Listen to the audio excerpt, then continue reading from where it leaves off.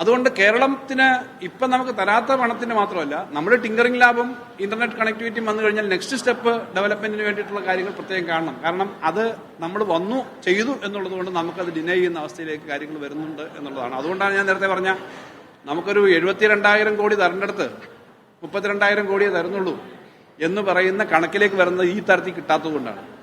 അടുത്തത് ഈ ബഡ്ജറ്റിന്റെ പൊതു സ്വഭാവത്തിൽ നോക്കുമ്പോൾ സത്യത്തിൽ ഇതിനകത്ത് ചില മേഖലകളിൽ ഇപ്പോൾ ഞാൻ നേരത്തെ പറഞ്ഞു, വർധനയെ സംബന്ധിച്ച് ഗവൺമെന്റ് പറഞ്ഞിട്ടുണ്ട്. ആ വർധന ബഡ്ജറ്റിന്റെ പൊതുവർധന നോക്കുമ്പോൾ പൊതുവിൽ കുറെ വർധനയുണ്ട്. ആ വർധനയിൽ പല മേഖലകളിലും പണം വെച്ചിരിക്കുന്ന കുറയാണ്.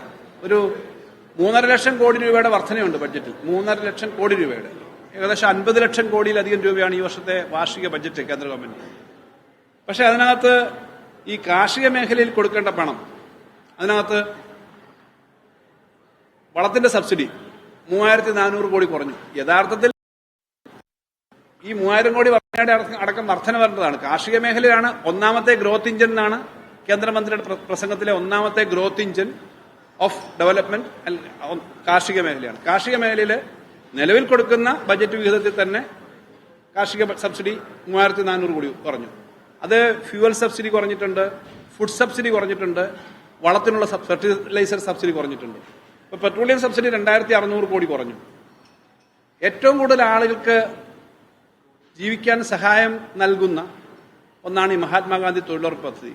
ആ തൊഴിലുറപ്പ് പദ്ധതി കഴിഞ്ഞ വർഷം തൊട്ടുമുമ്പത്തെ വർഷം 3,000-ലധികം കോടി രൂപ കുറച്ചായിരുന്നു, 86,000 കോടിയാക്കി. ഈ വർഷം അതിനൊരു വർധനയും വരുത്തിയിട്ടില്ല. ഏറ്റവും കൂടുതൽ ആളുകൾക്ക് ഗ്രാമീണ പ്രദേശങ്ങളിലുള്ള ആളുകളുടെ പർച്ചേസിംഗ് പവർ എന്ന് പറഞ്ഞാൽ ഇത്തരം പദ്ധതികളിൽ കൂടിയാണ് കിട്ടുക. കാർഷിക മേഖലയിലൊക്കെയുള്ള പ്രതിസന്ധി കൂടിയുണ്ട്. അതിന് പണം കൂട്ടിയിട്ടില്ല.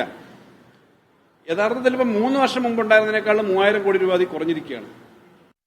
മറ്റൊരു പ്രധാനപ്പെട്ട മേഖലയാണ് കാർഷിക മേഖലയിലെ വിള ഇൻഷുറൻസ്. വിള ഇൻഷുറൻസിന് 3,600 കോടിയാണ് കുറച്ചത്. ഒന്നാമത്തെ ഗ്രോത്ത് ഇഞ്ചിനകത്ത് വന്ന കാര്യമാണ് ഞാനീ പറയുന്നത്. ഈ ഗ്രോത്ത് എവിടുന്നാ പിന്നെ വരിക എന്നുള്ളത് കൊണ്ട് ഞാൻ പറയുന്നേ ഉള്ളൂ. പിന്നീട് ഇതേപോലെ തന്നെ മറ്റ് ഈ കാര്യങ്ങളിൽ കാർഷിക മേഖലയിൽ 2-3 മേഖലയിൽ മഖാന എന്താന്നിപ്പം നമ്മുടെ ആളുകൾ നോക്കി, അത് താമരയുടെ അരിയാണെന്നാണ്, താമര സീഡ്സ് ആണ്.